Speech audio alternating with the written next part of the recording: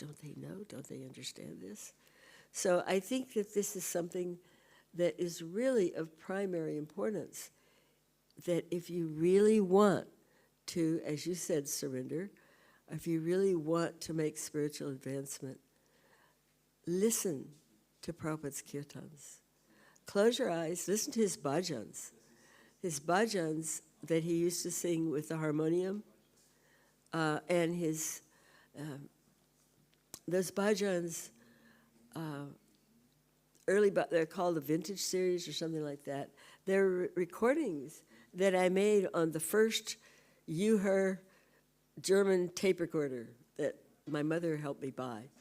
Because before that, we didn't have a tape recorder. We hardly were able to record anything. So they're pretty good quality for 1968 because it was a good machine. You know, great big reels, and you could dub over them. So Prabhupada would do the harmonium and sing, and then he would dub the drum over it, because you can't do that with a cassette. But cassettes weren't invented yet at that time. But anyway, he would sing, and then he would sit and talk about the prayer, the poem, the bhajan that he had just sung. And there were times when he had tears just streaming down his face.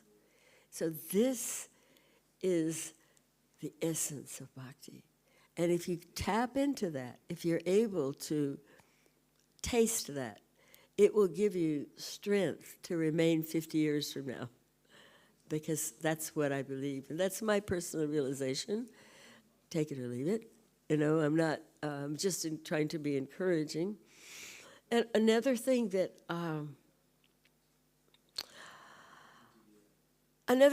very important that's really come to my attention just lately, we need to learn how Srila Prabhupada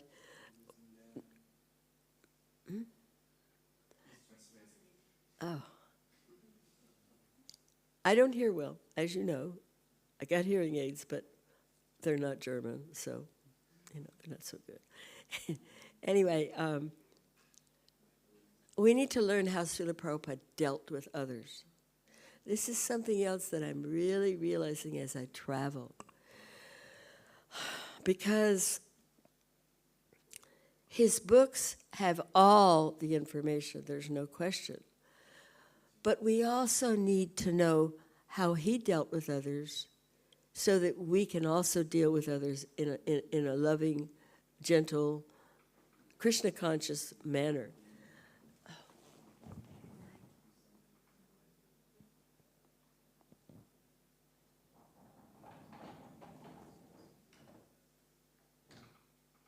The most wonderful deity in the world. And this is something that has really come to my attention recently, because you probably don't know what the New York Times is, but the New York Times is like, what's the biggest newspaper in Europe? I don't know either. And it's not something I read, by the way. The New York Times is not something I read. But the New York Times is like millions and millions of people are going to know about it, and the public, so to speak. Of course, most of what's printed by the media is garbage anyway. But the thing is, there was recently an article that was scathing about the Hare Krishna movement that just came to my attention in the last few days. It was actually a couple of months ago, but like I said, I don't read the New York Times. But it was a very unfortunate story about a young lady who was in the Philadelphia in a Philadelphia center, and was treated very unkindly, and it really brought a lot of questions to the forefront. And one of the things that I was looking at the different comments about this article, and how the leaders were saying, oh, well, this is an exception. And there are like dozens of devotees saying, no, it's not an exception. This is the norm. And, there were many devotees who were saying, we really need to treat people better. And I was really thinking about this, and how how can I explain this? And the best I can do is to say that Srila Prabhupada came to a very, very Rakshasa country and implemented a beautiful, beautiful movement. But you got to remember, it's a very Rakshasa country. America, I mean, all the West is, you know, it's run by the Rakshasas. We all know this. So he did the best he could with what he had to work with. But there was a lot of immaturity. There was a lot of misunderstanding. There was a lot of tamagun and all that kind of stuff.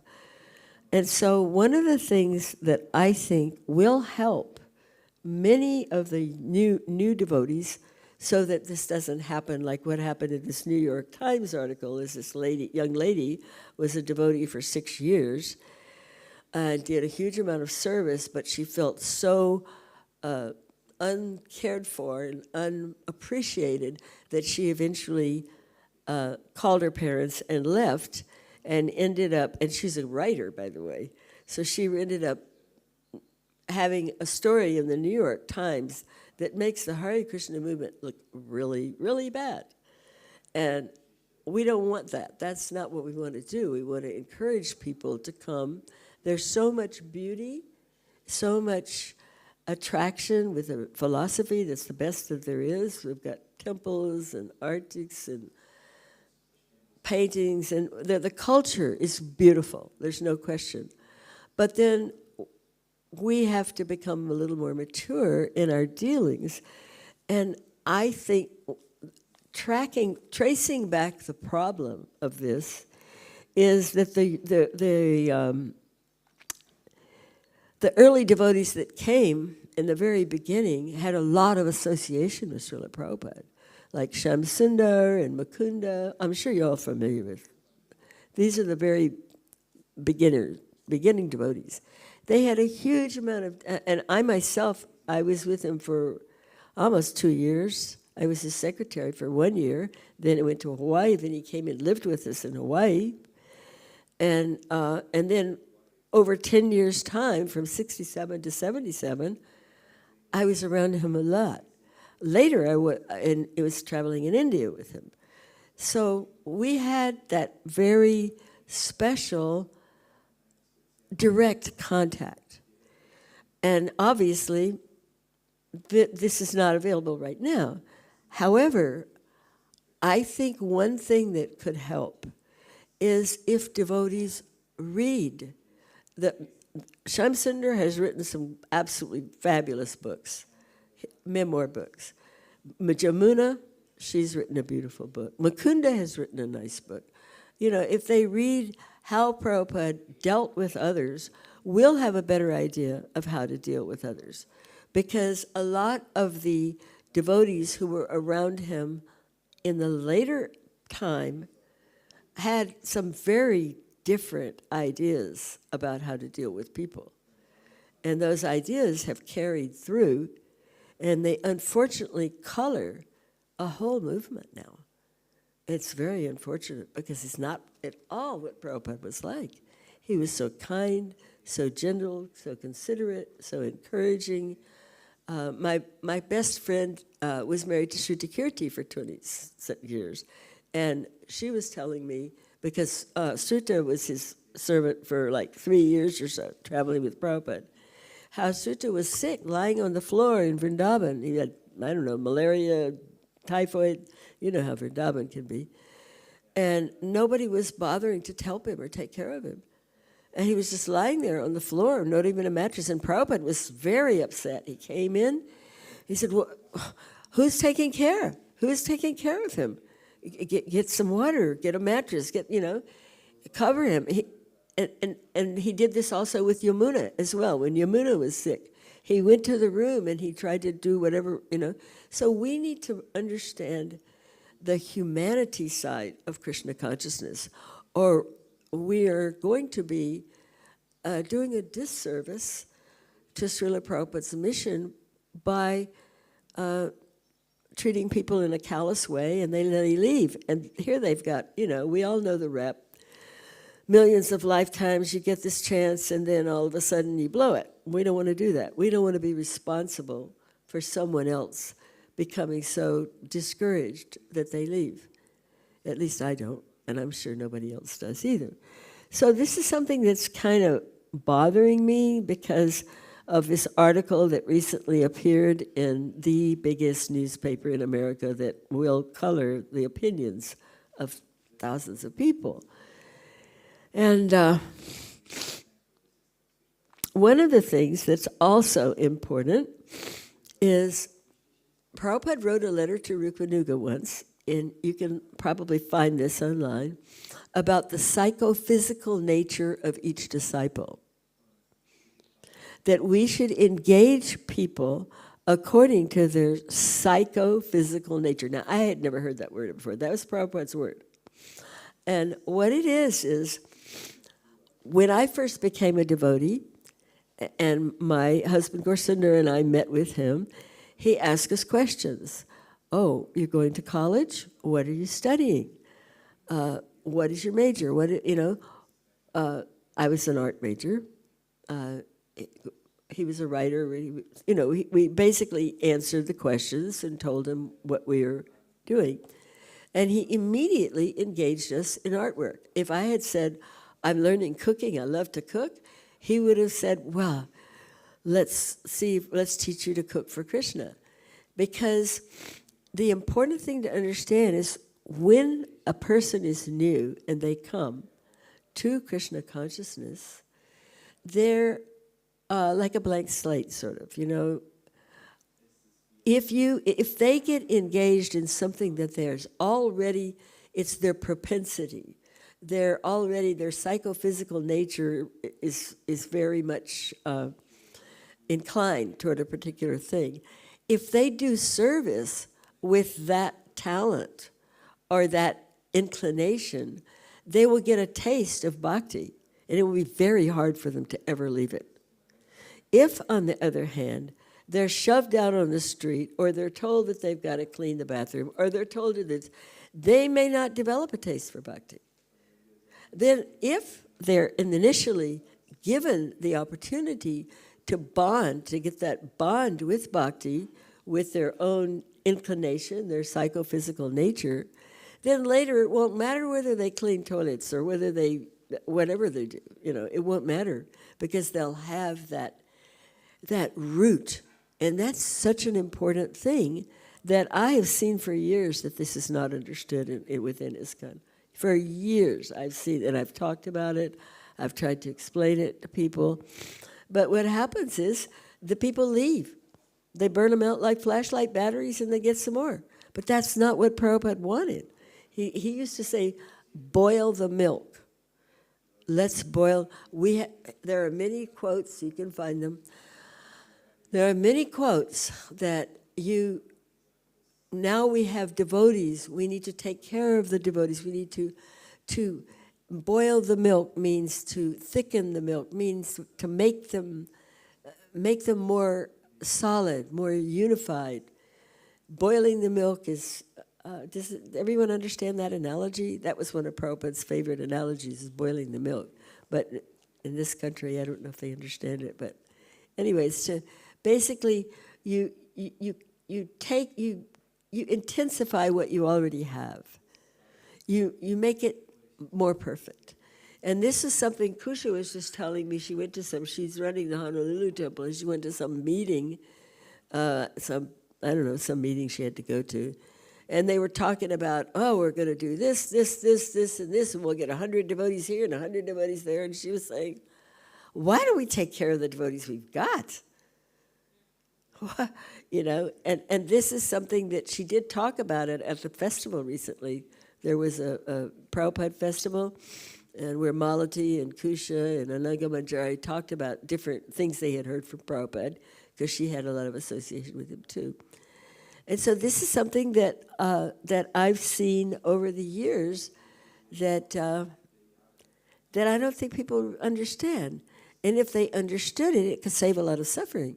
Like when a new person comes, they may not yet be capable, especially like in the case of some girls, they're very shy.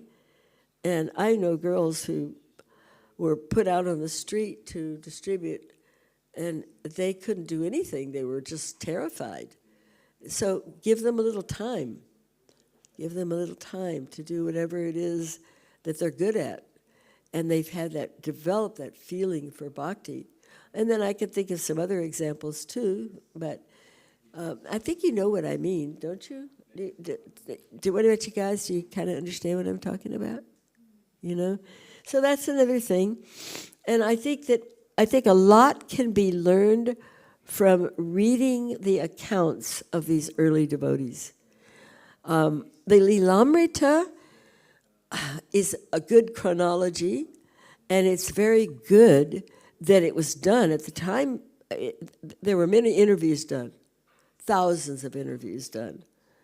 And unfortunately, they were supposedly burned, but they resurfaced in the last 2 years and are now being transcribed, because that was right after Prabhupada left. I even at my house in America, I had like a weekend meeting where Shamsundar came and Harsharani and about 5 different old devotees, and we all sat around and talked, and it was recorded, so that the information about Prabhupada was there.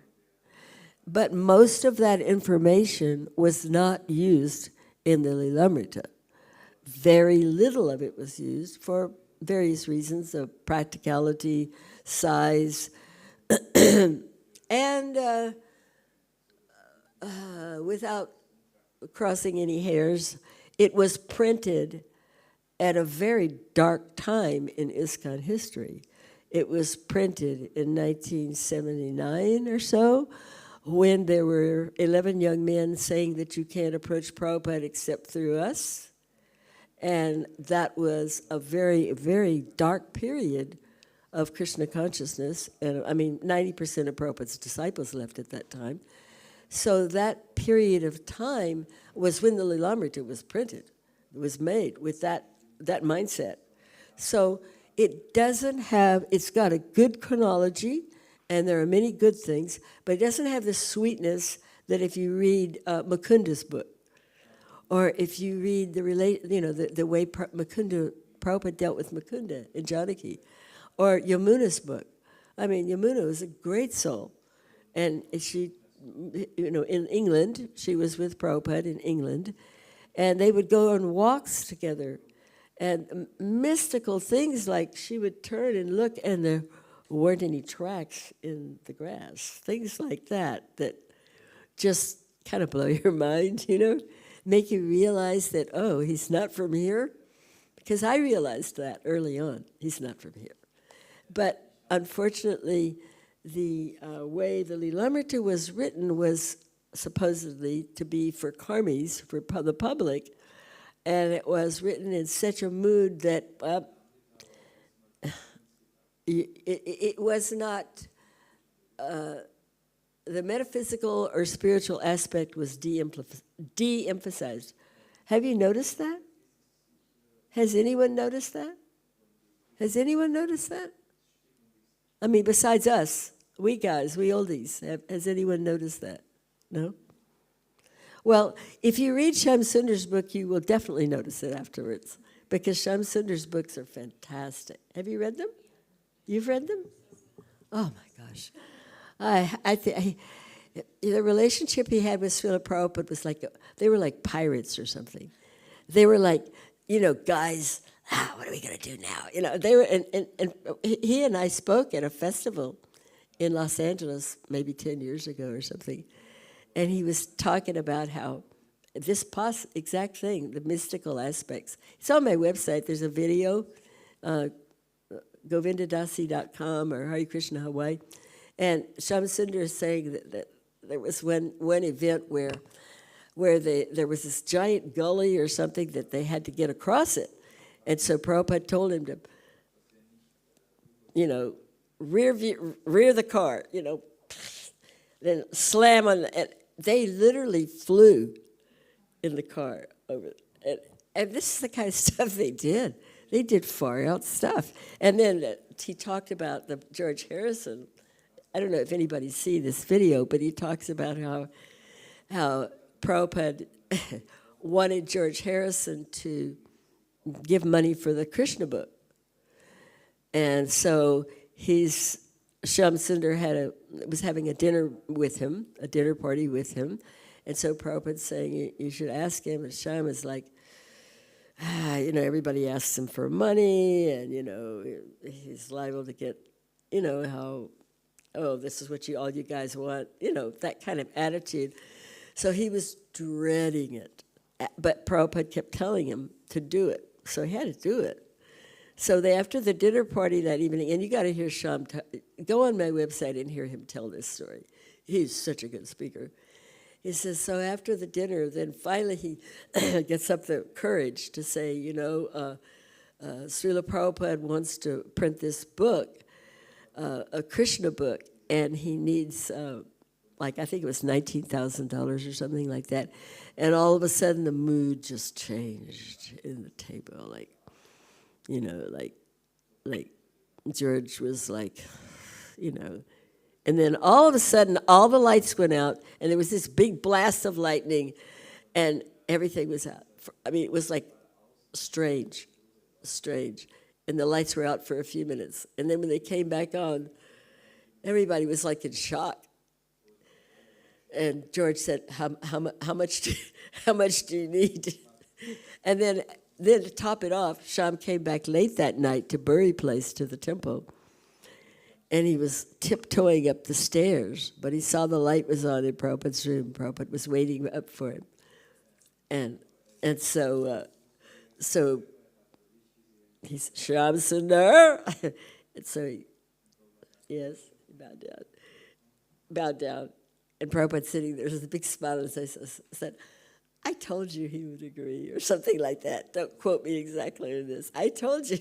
So, when you hear things like that, it inspires you because you realize that you can be in touch with Prabhupada even now. And a lot of devotees feel that, well, I missed the boat. I wasn't here when Prabhupada was here. But that's really not the way it works. There's this wonderful book which I have given to one of the ladies here to read, and it's the Prabhupada's daughters. Srila Prabhupada's daughters is called A Bond of Love. Srila Prabhupada's daughter and his daughters.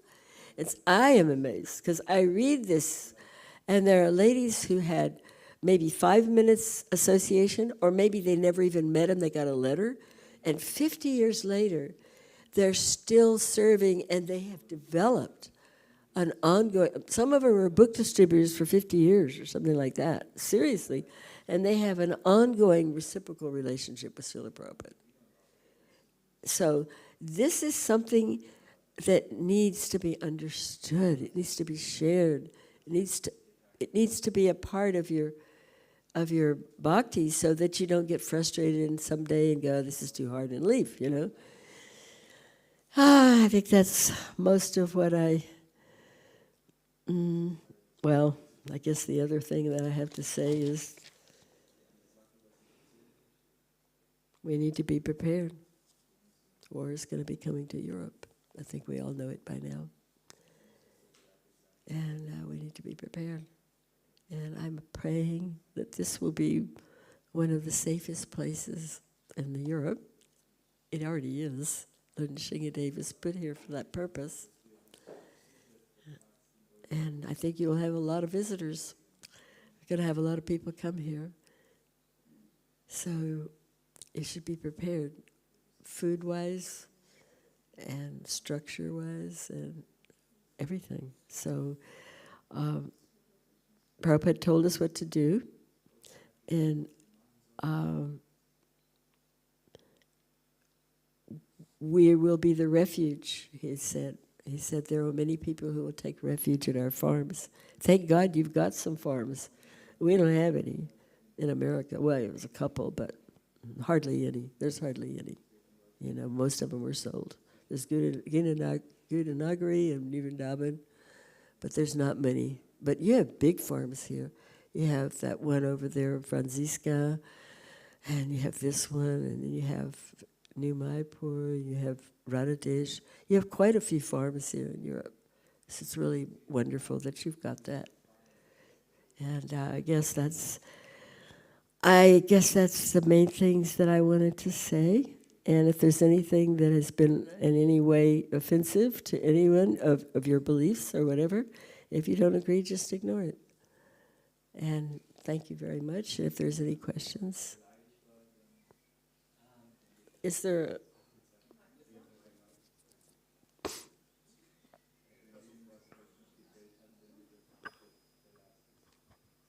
Hare Krishna.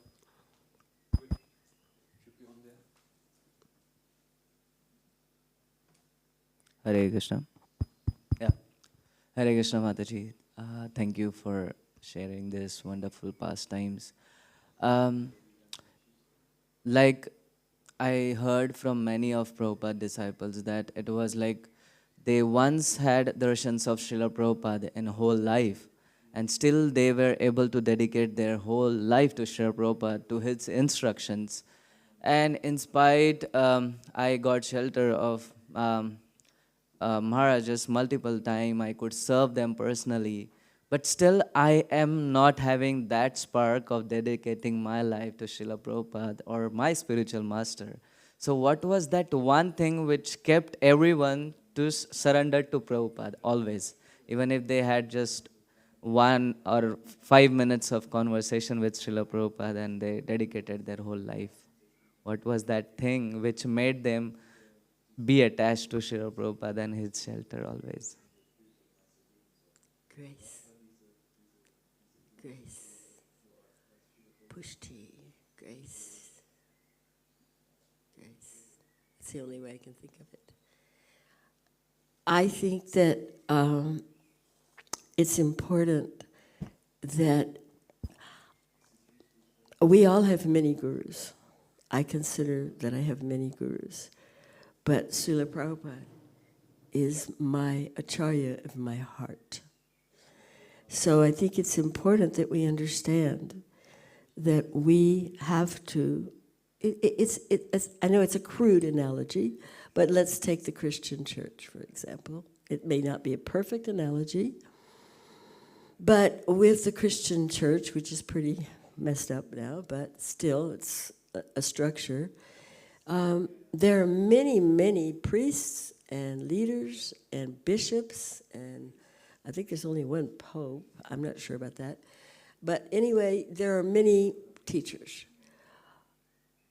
But ultimately, and the teachings, I'm sure you know, the Bible has been edited hundreds of times to the point that animals don't have souls, right? We all know that. So, but ultimately, there's Jesus. Now, I'm not making this a complete analogy. I'm not trying to say Prabhupada's Jesus. I'm not trying to say that. I'm trying to just give you a glimpse of the importance of the founder Acharya. The founder Acharya, I only learned this in the last year or so from a Sanskrit Shastraji in South Africa. Prabhupada insisted on this statement, founder Acharya, on every book, everywhere. You know that, right? Founder Acharya. Well, what does that mean? I never thought about it, frankly. It just wasn't important to me. But he pointed out, this Shastraji, that what that actually means, it means like the actual head of the Sampradaya, like Nimbarka or Madhva or Ramanuja. And so you'll find that in the Ramanuja Sampradaya, or you'll find in the various Nimbarka, the various Sampradayas, there is a direct link with that leader. Even though there are many pujaris, many brahmins, many bishops, or whatever you want to call them, there's all that. Those who connect with the Sampradaya Acharya, if anything happens, like their guru dies, for example, or their guru leaves, as you've had happen in Europe, actually everywhere, you don't, your faith is not shaken. You're solid. So this is something that we weren't able to say 40 years ago. or we would have been burned at the stake as heretics. But now we can say that because time has proven that this is the truth. And sometimes that's how history works. You have to, there are a few people with vision, but not everybody is willing to listen. And so then what happens is you have a lot of confusion, and the confusion, causes people to understand, learn things the hard way. We have that in our lives too. The confusion, the bewilderment, and then we get to learn the lessons the hard way, and then boy, we got it, And so that's kind of how it is. So I think what your question is that how do you get faith in Srila Prabhupada? You have to go to him, and you have to pray for his mercy. And I'm not making this up. There's quoted statements, they're recorded. He said, I'm present in my murti, I'm present in my pictures, and I'm present in my books. Original books, please. Original books, please. Anyway, that's what you can do. You can go to him, and he'll answer you. You'll feel it in your heart. And it's not. There's nothing special about me. I just got lucky. That's all. I had to be born in America to get lucky, and I'm okay with it. But there's nothing special about me. I just know that this works for.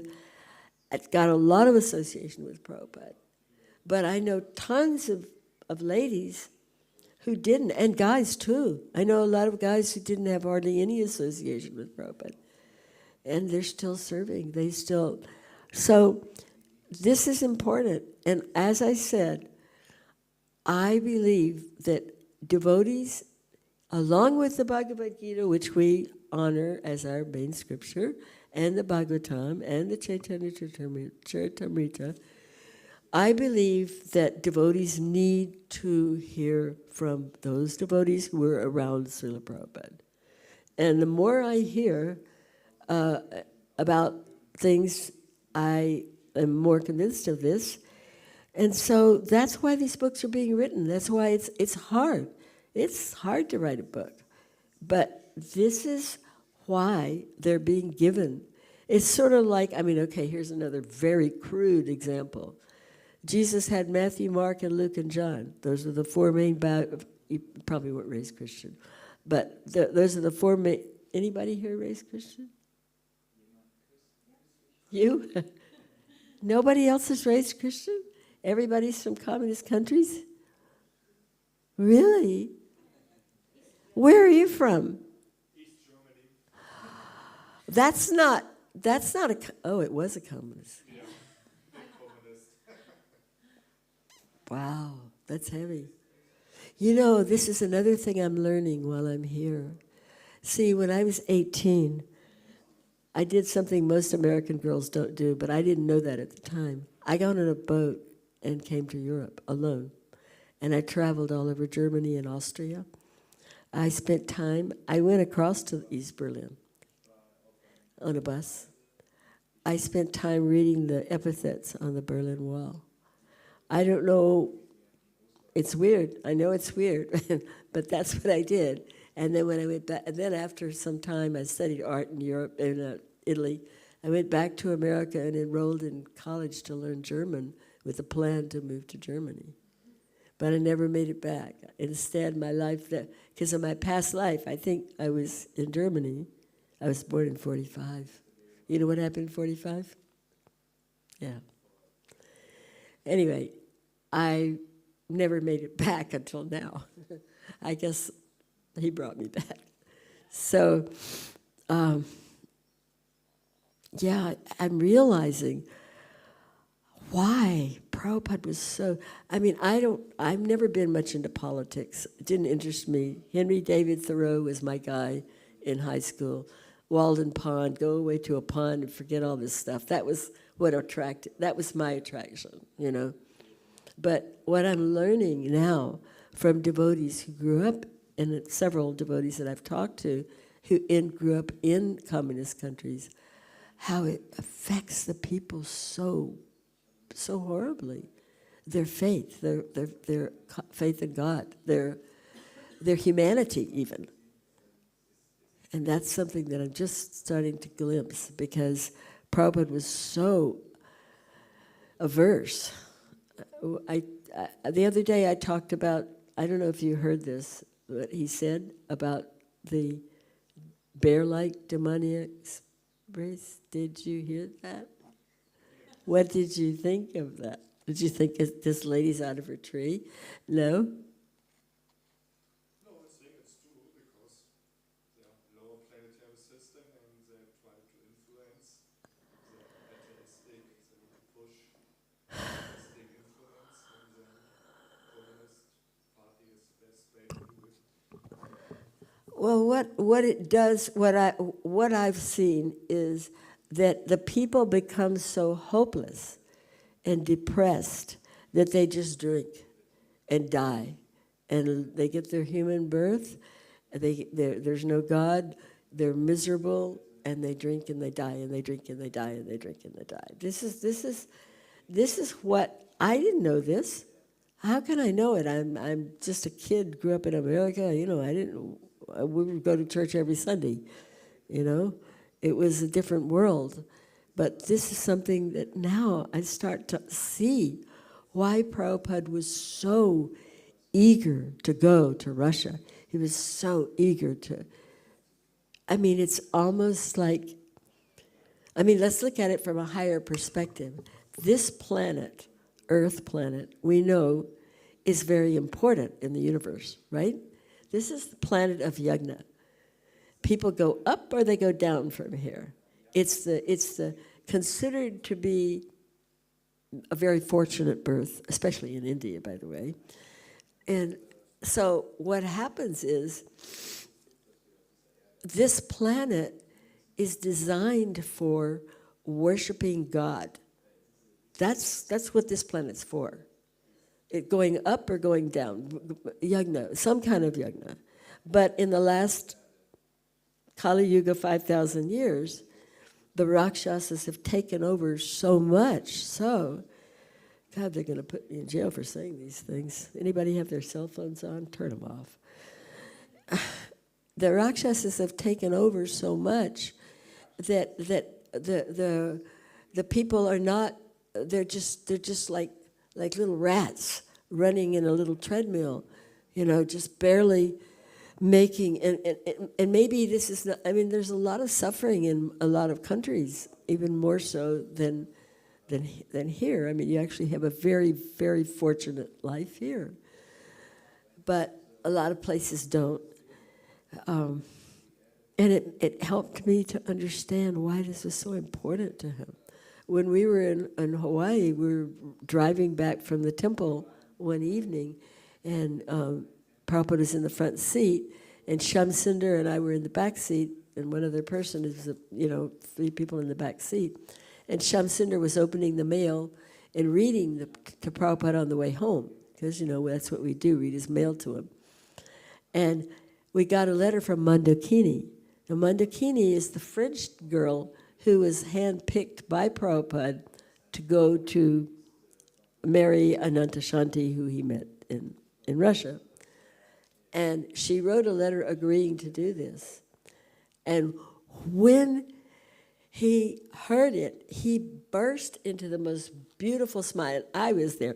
I took a picture of it. It's a famous picture. I used to speak to the Russian devotees in Vrindavan over 10 years ago, and I would always tell them how important it was to encourage them, how important it was to Prabhupada.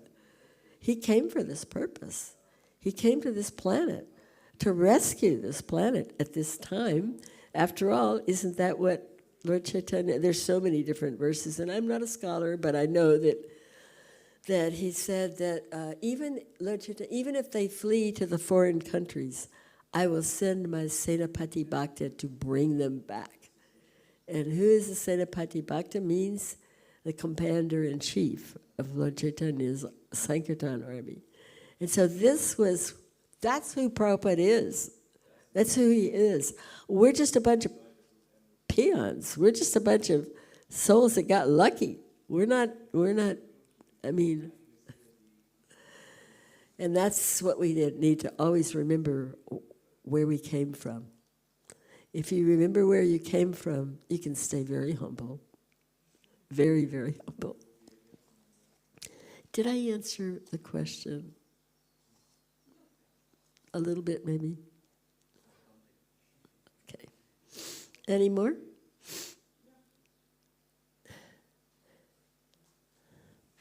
I know I won't be able to hear way back there.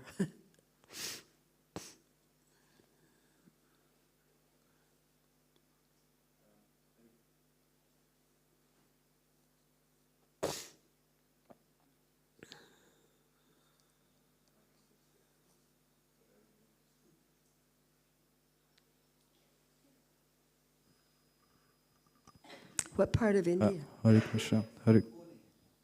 Pune, that is nearby to Mumbai. Oh, Pune, yeah. Pune, yeah. I've been to Pune. Hare Krishna Mataji.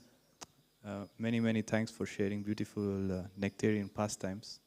I don't have a question, but I just want to share what I happened to read today, which is very similar to what you were saying. So it's a conversation between Hansaduta Das Prabhu, as he was giving a news to Prabhupada that Can you come forward so I can hear you better, please? Especially if you're going to read something wonderful. Hare Krishna. So it's a small anecdote which I happened to hear today, or read today. It was spoken by Hansaduta Das on the occasion of his appointment as a BBT trustee in London in September 1974. And Prabhupada said that the movement may fail, the temples may fail, the devotees may fail, but my books will live forever. It's very similar to... Repeat it again. Okay. The movement may fail, the temples may fail, the devotees may fail, but my books will live forever. Yep, and that's why it's so important not to change them. And of course, I'll get thrown out of the temple if I say that, so can't say it, but it is what it is. And that is that we need to, because the history of Christianity proved that. And at that time, we didn't have tape recorders, and we didn't have what do you call those machines? But we did with Prabhupada, so we're really lucky that we have everything written down. And we should try to understand that how important that is. I mean, that's something that I can't really publicly talk about because it's, for some reason, child molestation is less important than the book changes for some reason. More controversial, anyway, whatever. I don't understand that myself, but child abuse is something that we really have to take care of these children. Prabhupada loved the children so much. Whenever they would line up for the cookie every day, it was more than a cookie. It was not just a cookie. Don't think that was just a cookie. It wasn't. It was a spiritual transmission. And he loved those children. And I know many of those children that have been abused. There's 67 or so of them in Florida. Some of them, many of them have committed suicide. It is a fact because of the abuse. But the ones that haven't, even though they suffered horribly, they love Prabhupada and they're still devotees. And I'm just grateful that, I'm grateful that Krishna didn't test me in that way because it's a very, children are vulnerable. It's our duty to protect them.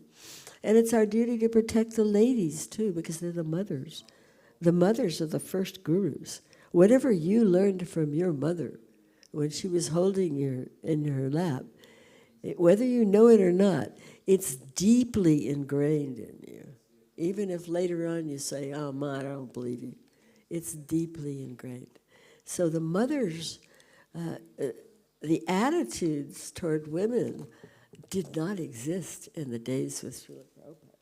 They did not exist. These attitudes that you see now, they didn't exist. Prabhupada encouraged, I personally was quite shy. I still tend to be a little shy, I think. But I was quite shy, and I was into yoga, so I was really kind of a reclusive type, you know.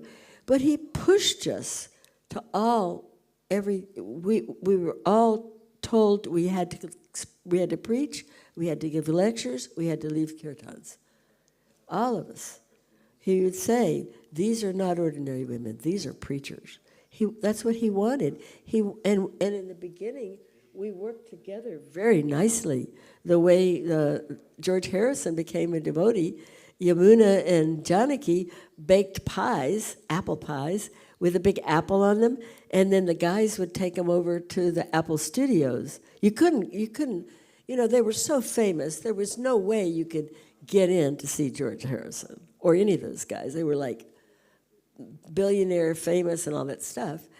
But by doing that, by the prasadam, everybody in the whole Apple studios had some of that apple pie, because they did this over a long period of time.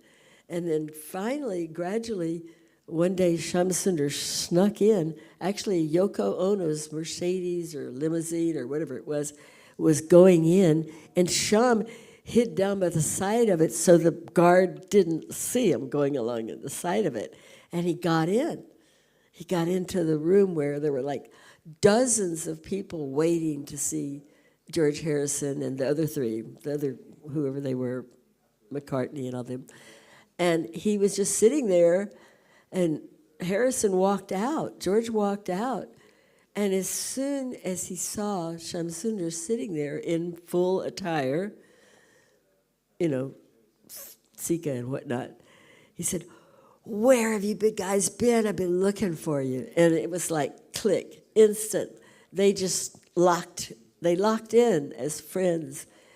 And that is what really spread the Hare Krishna movement all over the mantra, all over the world, was My Sweet Lord. I'm sure you all know that. I was in Hawaii, which was a long way from England. And I was also, like I said, I was into mystic yoga, so I wasn't into rock music. I didn't even know who George Harrison was. And so I asked Prabhupada, I didn't know that he was so famous. But when Prabhupada came to visit, so I asked him, he was talking about George, and I asked him, so has he become a devotee? And Prabhupada said, he is more than a devotee. So, this was the kind of, we worked together. And that, unfortunately, mood has been lost. It has been tampered with, would be a better word.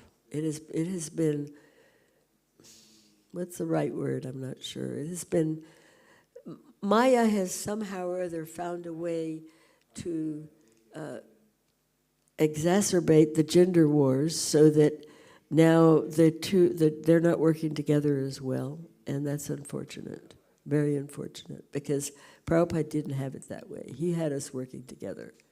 And he sent couples. He sent a couple to Los Angeles, Nandarani and Dayananda. He sent me and my husband to Hawaii. We'd never been there before. We went there with nothing to open a temple, got a job, and got a center. He sent 3 couples to London. He sent a couple to Boston. That was Jairani, and that was how he did it. But unfortunately, there were a few people in the very beginning who were had very what? Huh? Well, there was a few people in the very beginning that had a couple of guys that had some very perverted ideas about women and children that they later got put in jail for, by the way. But nevertheless, we don't want to go there. But you understand that their attitudes has colored a whole movement. Their attitudes, their way of dealing. And that's unfortunate. The New Vrindavan stuff, I'm sure maybe you don't know a lot. But Prabhupada's mood was totally different. He was so kind and loving and gentle. If he weren't, why would we be here 50 years later? You know? If he treated, I mean, I know, I saw early on, I was with Prabhupada and I was with that particular person, along with my husband, in the very early time. And I saw the sadistic tendencies, and I saw it. And I stayed far away from it, and I was protected from it. So it was not a problem for me. But it has morphed into terrible problems for a lot of the families. We have a high divorce rate, for example, in the movement. And I remember once Prabhupada asked me to make Gorni Thai deities in Hawaii.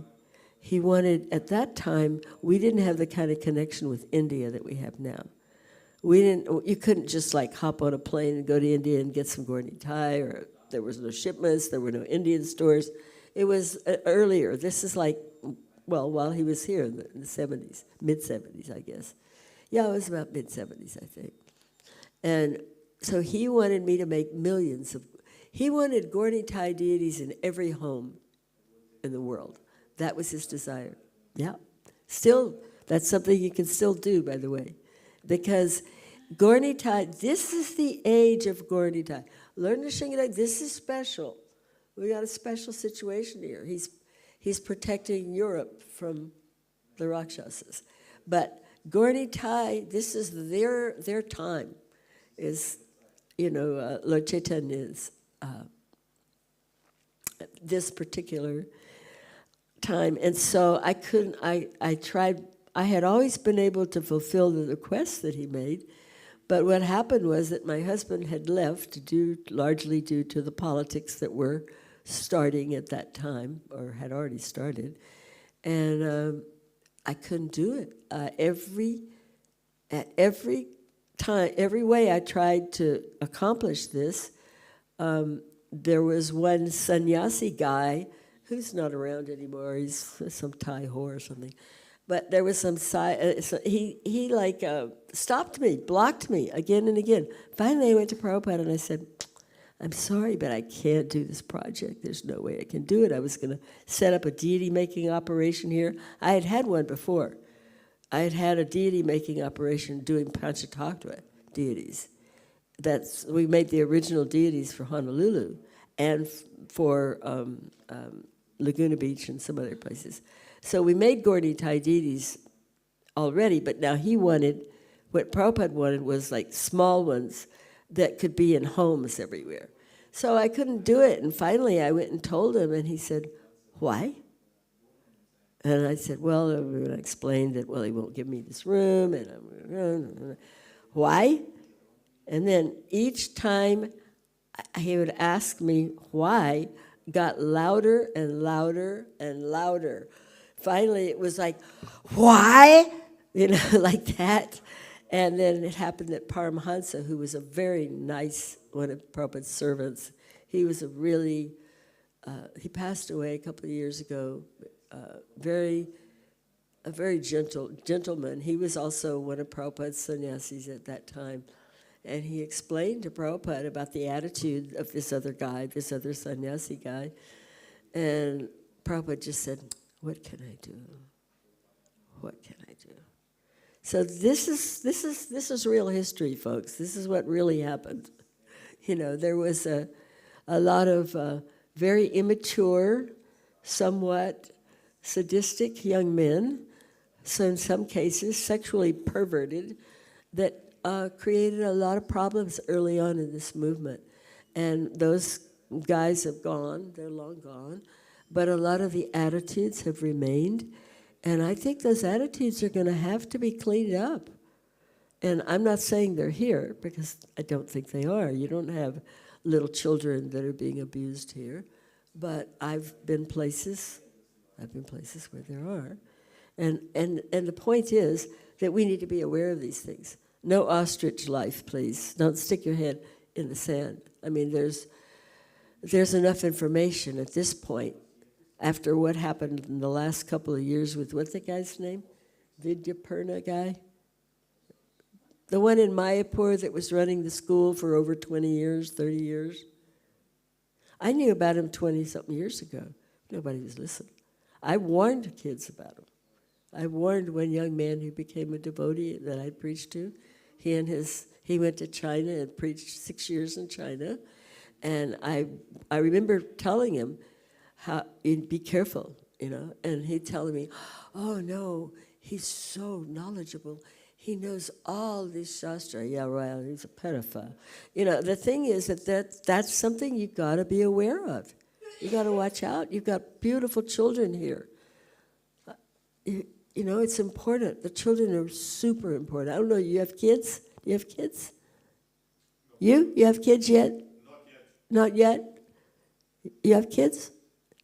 How many? Boy, girl? A boy and a girl? You got to protect them. There's weird people out there, and those weird people are sometimes very slick. They're slick. They know their business.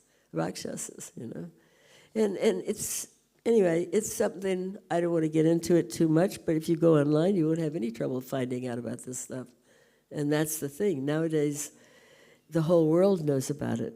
I mean, Hare Krishna movement has just as bad a reputation as the Catholic Church, which is really embarrassing. And really, Prabhupada would never, ever, ever approve of that.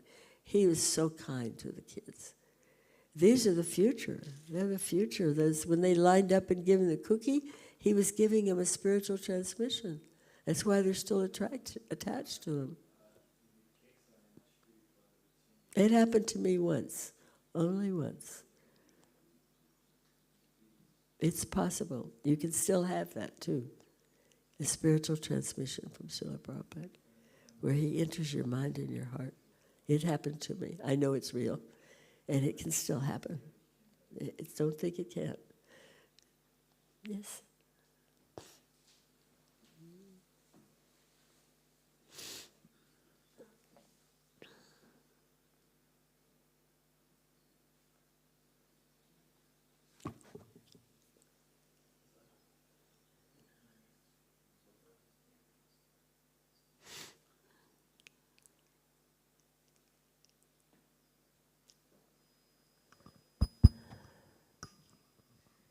I just want to say that Govinda Mataji has written a beautiful book, her meeting with Srila Prabhupada, and many beautiful, fascinating stories with Srila Prabhupada. And if you don't have it and would like to have it, you can approach me or Mataji. We are here tomorrow also, and Friday morning we're leaving, and Mataji also can personally sign the book for you. Oh, thank you. Thank you very much. Well, I think there's one back here. Did you put one in the back of this? You want to get it out? Or no, if somebody else can do it.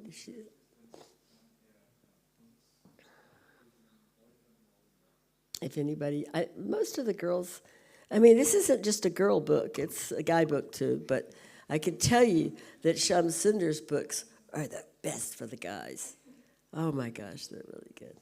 But anyway, this is my little book. It's memoirs. It's how I met Srila Prabhupada, in case anyone's interested in getting it. It's cheap. It's 10 euros, which I think is pretty cheap, isn't it? We're not doing it for the money. We're doing it just to pay the printing, because we don't have much time left. We want to make sure we can get the word out before there isn't possible to get the word out anymore. So anyway, if anyone's interested, you can just ask Manjari. I've got to find out if the books have arrived. We've got 4 boxes that were sent from London. We need to find out. Akila has the boxes here. And? They are in his car. Someone needs to bring to your apartment. They are where? What? Akila's car, they arrived.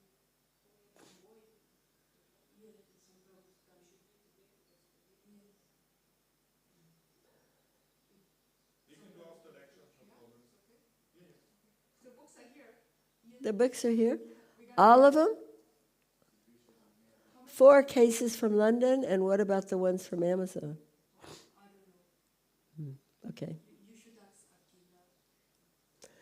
Yeah, so if anybody's interested, we have a few, well, now we have plenty. We sold most of them in the festival, so.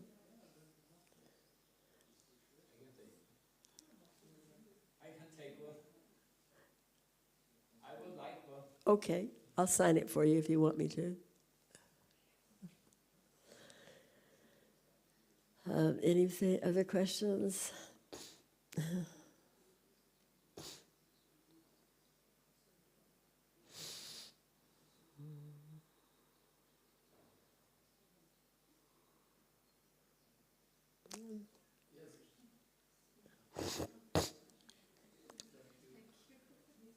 Thank you very much.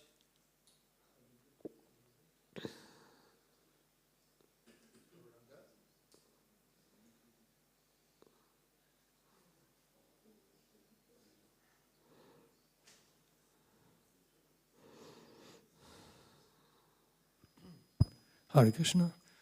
Thank you very much, Mataji. I did not hear many of your lectures when you were here talking, but is it true? I heard that. Can you come closer? I can't hear very well. Even though I can hear, I can lip read too. I heard that Srila Prabhupada is referring to you. Okay, anyway, Hare Krishna.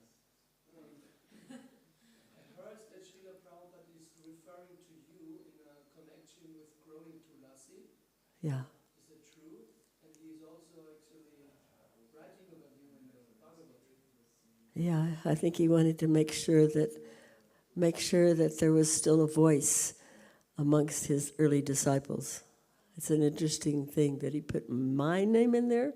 I'm not any great devotee, I'm just an ordinary person, but maybe he had his reasons for it because he knew that his books would be changed and he knew that all these things would happen. And so he made sure that some of his disciples had a voice. A lot of them don't have a voice. What about it? What's your question? Can you maybe tell a little bit about your taking care of tulasi and how Prabhupada appreciated that? How this was for you? Well, Tulasi is very important for deity worship.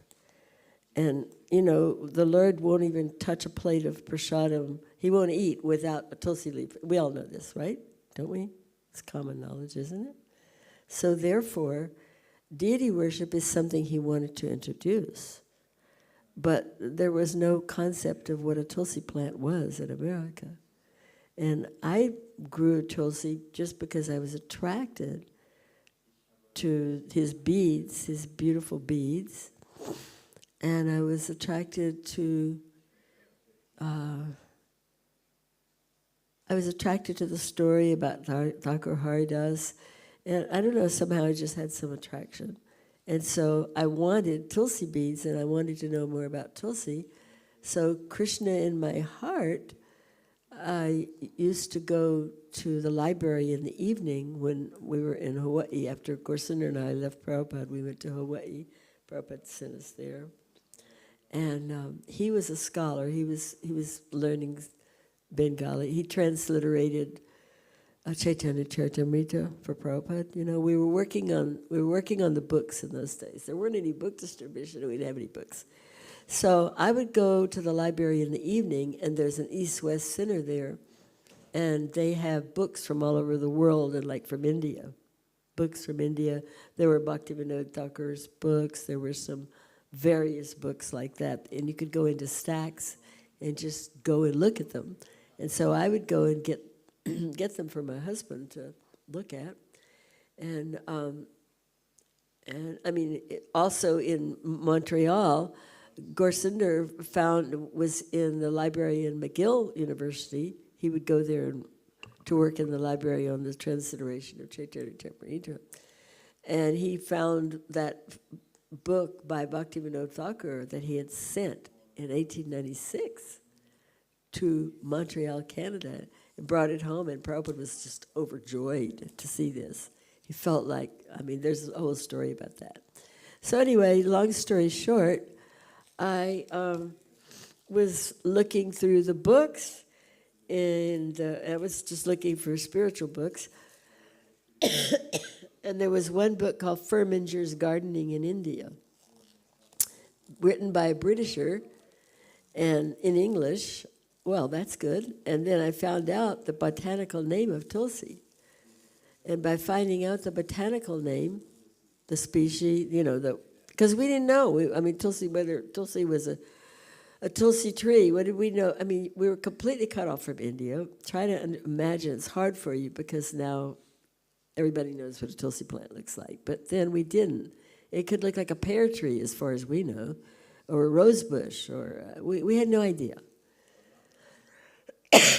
So, and there weren't any Indians yet either. The laws didn't change until 1971, and that's when the immigration started, where Indians could come into America.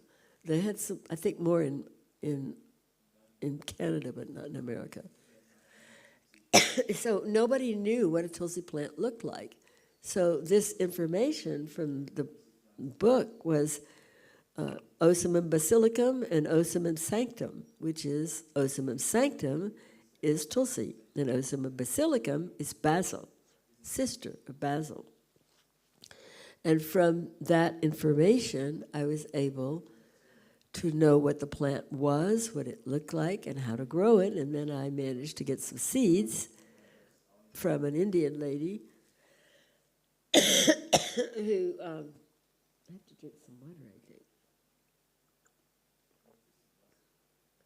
From an Indian lady who had an import shop. She was actually not an Indian, she was a British lady.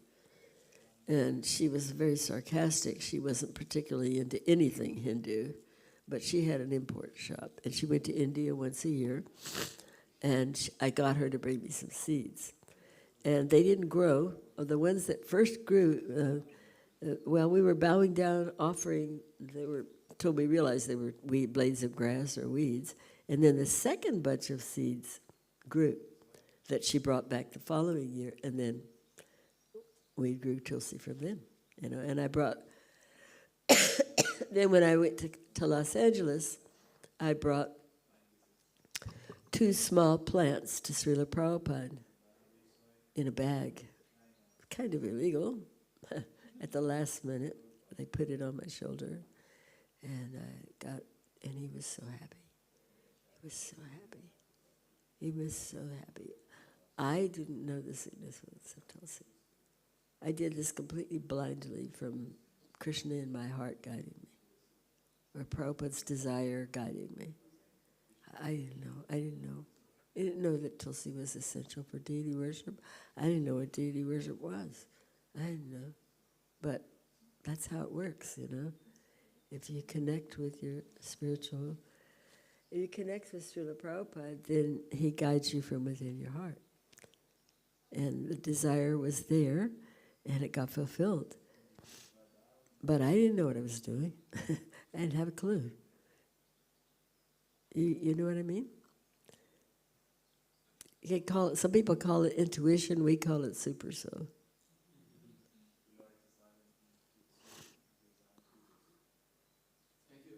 You're welcome. Are you a book distributor? How long have you been here?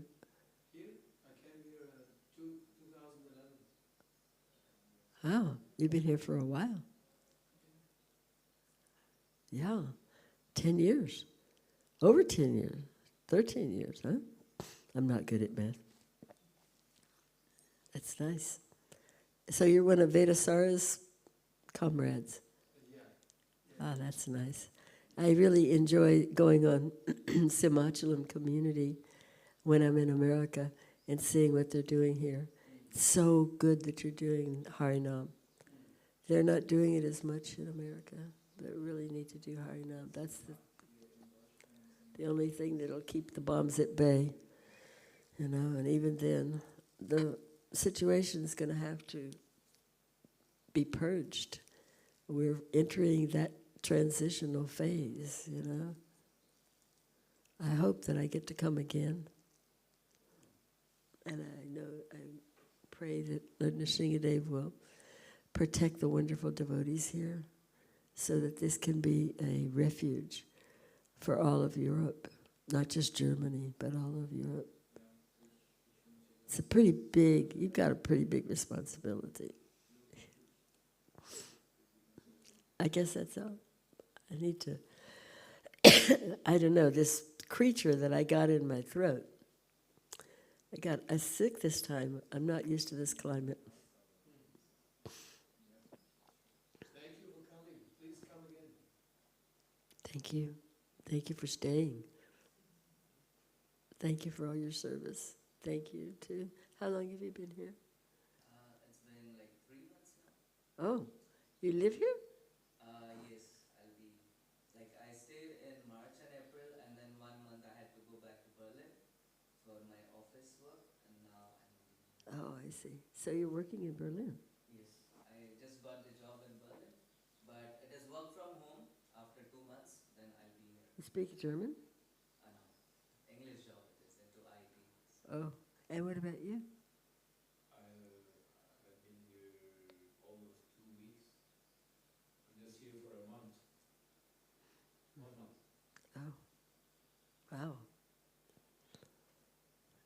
Yeah, your kids are running around here? Huh? I'm from Norway. But they're here? No, they're in Norway. When are they coming? When are they coming? My kids, Yeah. they're not coming. Oh, they're older. Yes. Oh, they're grown. Yeah, yeah. Oh. So you're Norwegian. It's not open. So you're from Norway. Oh. It must be very cold there. Much colder than here, huh? A little bit colder, yeah. Yeah. My stepfather was from Sweden. So Sweden and Norway are kind of the same, aren't they? A little bit similar. Yeah. It never ceases to amaze me how these devotees from all over the world, isn't it amazing? It's just so amazing. There's just devotees everywhere. I mean, all over the whole world. I mean, from a handful of teenagers, just like maybe there were 8 or 9 of us, and we would sit down in like a semicircle in the evening in Prabhupada's little tiny bedroom, and he would talk with us. That's all there was in New York. Just like 9 teenagers, 10, something like that. And he would just talk about everything, and he knew that it was going to be all over the world, but we didn't know that. We had no idea.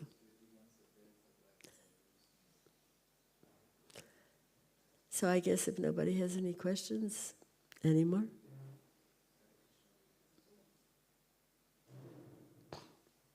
Are you one of the pujaris? No, No? I'm one of the kitchen, You're one of the, from the kitchen. oh, from the kitchen. Altar is not so my area. I like to cook. You like to cook? Yes. Oh, good, good. Did you cook today? No. I'm doing mostly the sweets for the Lord. Oh, they're very good. Very, very good. Very good. Okay, well, I guess that's it, you know. I did the best I could to answer whatever questions are there. And so you're not, are you staying here from Norway? Or are you going back to Norway? Going back. Oh. There's a devotee, I think he's from Norway in America, and he's written books about Lord Nrsingadev. He's like really into Lord Nrsingadev. I think he's Norwegian. He might be one of the other ones, Scandinavian ones.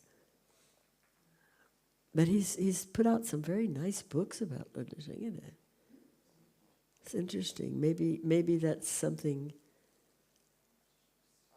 from your Norwegian past, worship of Linda Shigadev? No? No. Anyway, thank you very much. Hare Krishna.